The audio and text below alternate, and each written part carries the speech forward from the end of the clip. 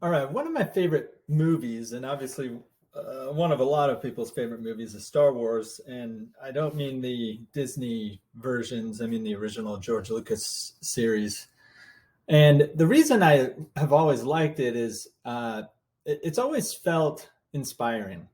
And I didn't really understand why until I started thinking about it from a symbolic standpoint and uh, been and then also thinking about it and how it really relates to a lot of the Bible stories. So I just want to share some of those thoughts with you, and maybe this will be interesting. Let's take a sec and just start with the Force. So in Star Wars, this vague idea of the Force, which has two poles. So one pole is the light side, which is all about selflessness and service um, and control of it's self control. And then the other side is the dark side, which is a lot of selfishness. It's a desire for power and oppression. So there's what I think is important though is these two this overall force is like these two things. It's basically yin and yang, where light side and dark side, and then the way in which it's portrayed in the movie is there's a whole group of people that represent the people of the light side of the force, which would be called the Jedi, and then a whole group of people which represent the dark side of the force, which are called the Sith. And obviously, we kind of know what happens, but essentially, I think it's important to note there's the Skywalker family, and the Skywalker family is very strong in the Force, but and also the Anakin is actually born uh, as he's conceived basically in this gal named Smee, who is his mother, and then there is no father. It's the Force is the um, the father figure, I guess you could say. So, and it's important to note that the Force as the father figure was really just the whole of the Force. It was like the dark side and the light side, which was all bundled up into this idea of the Force. So, and one way to think about the Skywalker family is I think it's very analogous to the children of Israel, or at least the house of Israel. It's this group that's essentially been chosen by God and favored by God. The Skywalker family is clearly strong in the Force, is what they keep saying. And the central figure of the entire story is really Anakin Skywalker. Anakin is interesting because he's conceived by the Force and his mother Smee, and he's actually a lot like a biblical prophet that ends up going astray. It's kind of like David. Um, he falls due to selfishness. He starts out actually as an incredible warrior and a great leader for the light side of the Force, but then he lets his passions get a little out of line, and then he also gets a little bit selfish, and then it just kind of snowballs from there. He starts viewing himself as higher than the Jedi Order because he's the best pilot, and he feels like he's not being properly recognized. And so this is that whole inversion, this whole pride cycle that was talked about in Isaiah is starting to form within Anakin. He's taking on a superior or this air of superiority and feeling like those above him are corrupt. And in so doing, he's actually corrupting himself because he's putting himself at the center of his world rather than the ideals of the light side of the Force. So he also stops learning and from his master, and he starts viewing himself as better than his master Obi-Wan, and they fight, and then he even becomes trapped and enslaved to the Emperor, and he's so embedded in this relationship with the Emperor that he basically becomes his slave. And what's interesting is the Emperor convinced him to do this because of a lie. He convinced him that he would solve his problems, that he could mend all of the relationships in his life, specifically the one with his wife Padme, and save her. And yet it all completely was false. And it ended up enslaving him to the emperor, which is fascinating because that's basically how the pride cycle works. When we go through this pride cycle, we start being seduced by lies. We put ourselves in the center, and then we become slaves to the lie, and slaves to other people that are portraying this lie, and in a sense, puppets. So it's kind of like we're the mouthpiece of something bigger than us that isn't true, and it's parroting these lies. But what's amazing about Anakin is he has, his son Luke, and I won't go into Luke. I'll save that for a minute. But basically, Luke has this faith in Anakin. He believes Anakin has good in him still, and that he can be turned back to the light side of the Force. Well, the only thing that actually proved that to Anakin didn't believe that, and he would straight up tell that to Luke. But the only thing that actually did turn Anakin was when Luke twice basically sacrificed himself. He said, "I'm not going to join you." When the great scene where Vader reveals himself as Luke's father, he says, "I'm not going to join. I'd rather die." And then he basically does. He just jumps. He ends up living, which you could kind of argue is like a little resurrection. But the truth is Luke really was willing to die, and he did, in a sense, at least as far as Vader was thinking.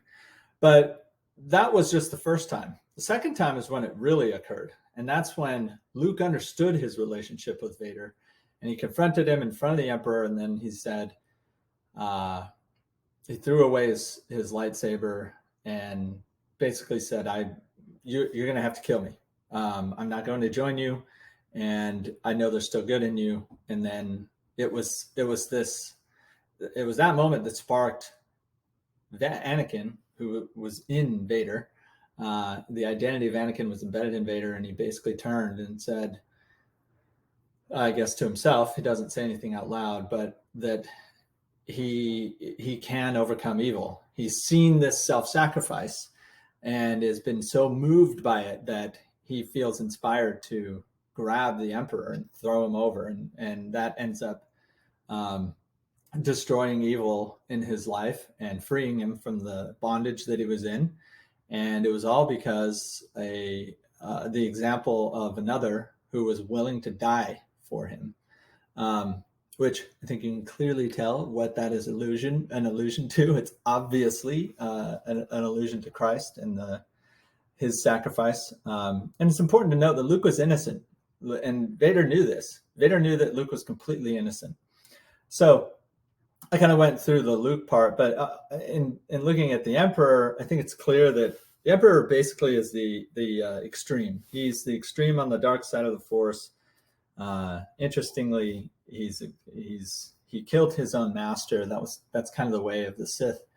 And that's the way of selfishness. When you kill your master and you oppress those below you. That's the pride cycle that's talked about in Isaiah. He was a very two-faced leader. He becomes emperor purely because of lies, and he ultimately schemes to destroy the Jedi and declare himself as higher than them. So what's amazing, though, is there's this. I skipped over a huge part of the story that is fundamental, and that's the role of Leia. So Leia is almost this. It is this perfect feminine hero because she is the one that starts the rebellion, or at least organizes in a way that allows it to get resolved. And that was what's so powerful about her. When you look at the start of the movie, it has her sending the distress signal saying, "Join me and help us fight against evil." And that's what she sent. That's the message she sent to Obi-Wan, and Luke happened to see it. And that's this fundamental feminine idea, this feminine archetype is someone who draws attention to what needs to be fixed. It frames the adventure or the problem to solve, and that's what happens. So she inspires Obi-Wan and Luke to pursue these to join the rebellion, and then she also brings along Han.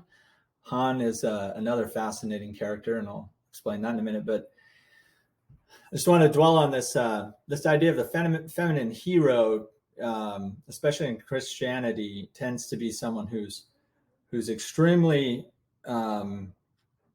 sensitive and aware of what needs to be done, and then orients those around her to focus on it. Luke wasn't focused on trying to fight evil. Obi-Wan was just trying to do his old job, which was just look after Luke, but Luke was already old and he was probably going to be fine. And Han was a smuggler. Well, she got him to focus. This is the problem. You have got to solve this, and let's all go after it.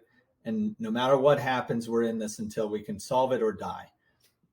And that at the end, when they do solve it, it's not, you can kind of almost think of it as, who's the leader of the rebellion? It really is Leia, in the sense that she organized this whole thing. And that's why she's shown at the end sort of giving the medals to the heroes. Okay, so Leia is critical. She's the archetype of the feminine hero. Luke is obviously critical. And you could think of Luke as someone who was innocent his entire life. He's an innocent boy, strong in the Force. He was young and but he wasn't focused. This is the issue Luke had. He wanted to go to Tarshish to get power converters and hang out with his friends and all this kind of stuff, until Leia showed up. It was really Leia that got him into it. And then it was really Obi-Wan and Leia, but eventually it all goes back to Leia.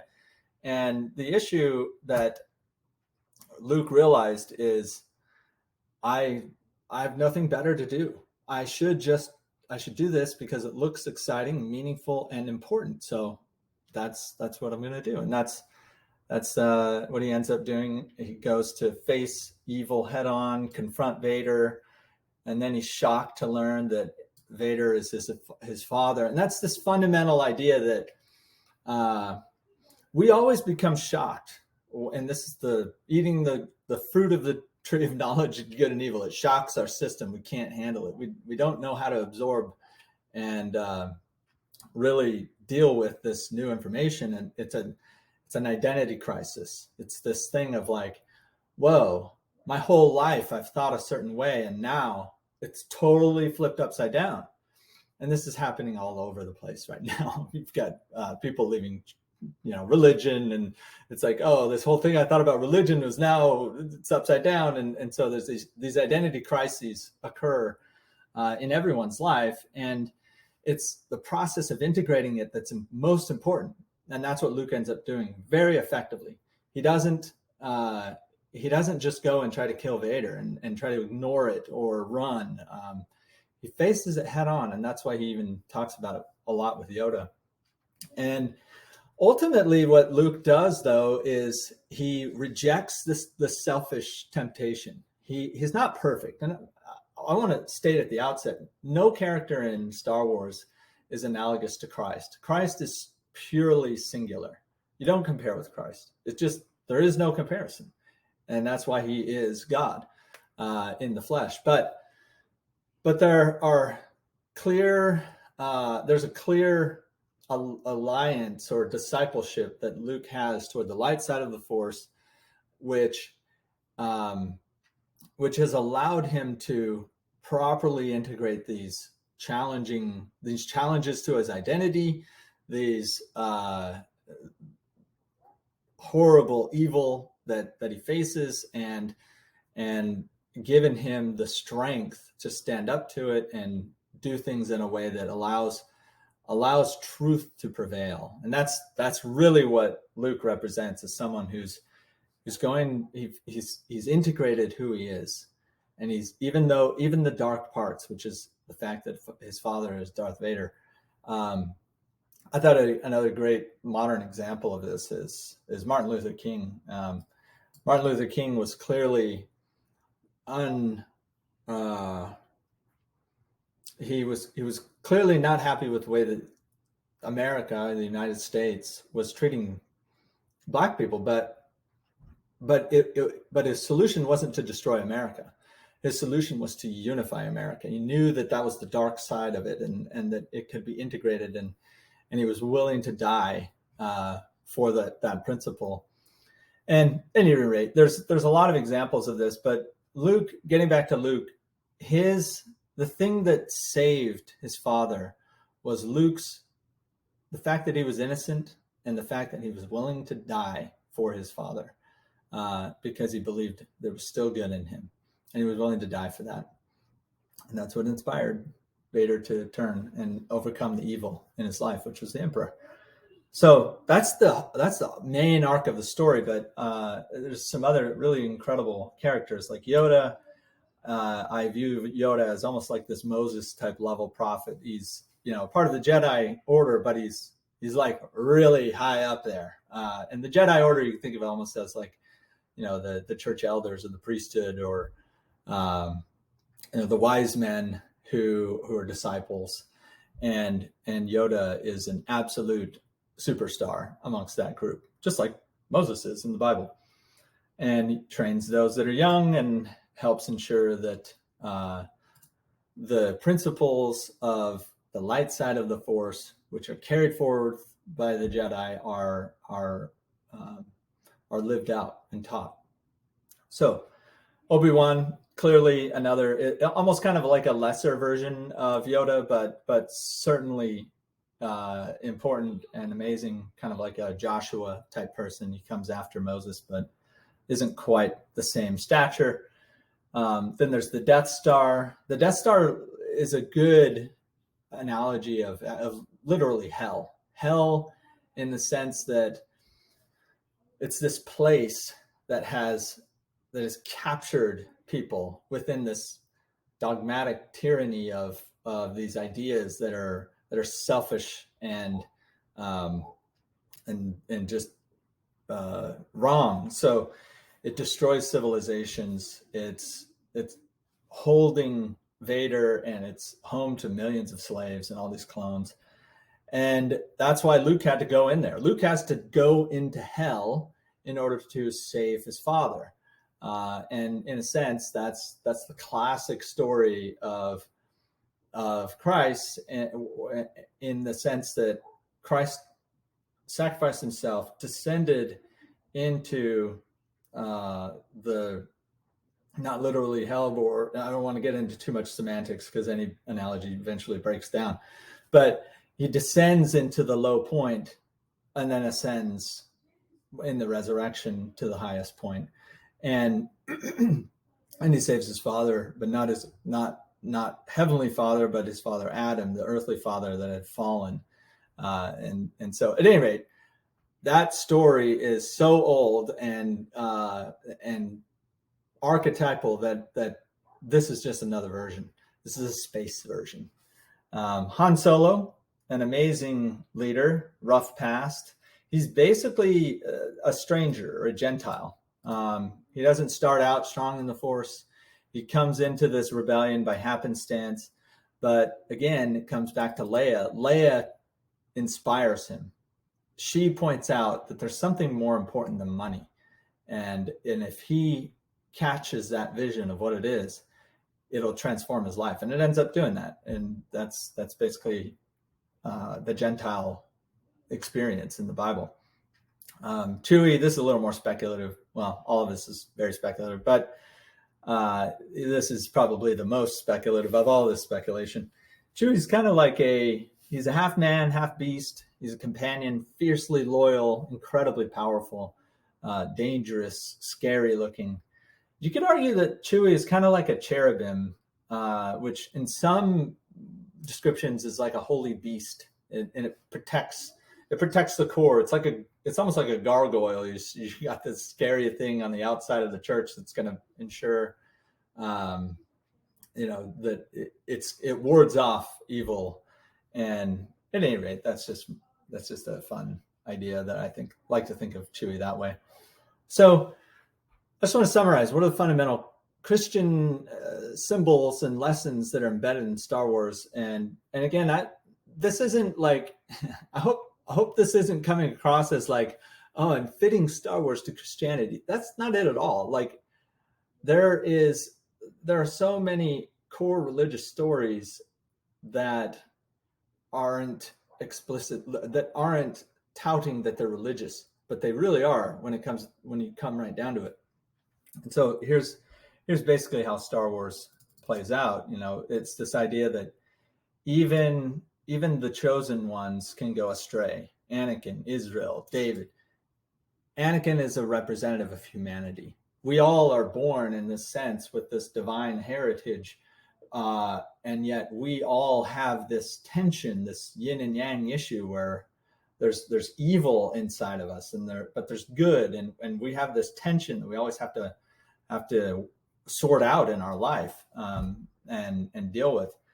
And that's this other idea that we can always repent. We can always turn back to the good, just like Anakin did, and we can overcome evil. And we will be accepted if we return, despite the evils we've done. We won't be able to escape the consequences of what we've done with our evil actions, but we will be able to return and point ourselves in the right direction again. And it's Christ's innocent sacrifice that inspires us to face and overcome evil in our own life. The exact same way that Luke's willingness to sacrifice himself for Anakin, that inspires Anakin to overcome the evil that has enslaved him. That's the fundamental power of the idea of the atonement. And there's, along this journey, there's going to be strangers and Gentiles, and some will be, we won't know who they are until we integrate them or fight them off. And in some ways, it's a fun experience to see who ends up joining as strangers but become incredible, powerful leaders. And that's basically the idea of Paul in the Bible. And then there's the righteous influence of women can be the critical spark to inspiring others to join the cause of righteousness, or the Lord's cause.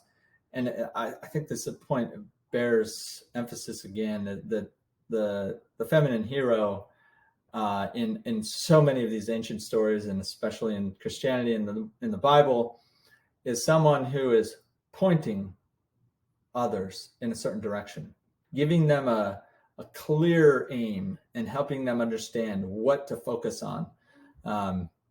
Women in general are always the object of attention in men's lives, and the women that use that capability powerfully are the ones that divert it, in a sense, away from themselves towards the higher good and the thing that must be dealt with, the problem that must be solved, the question that should be answered. Those the fundamentals of that female archetype.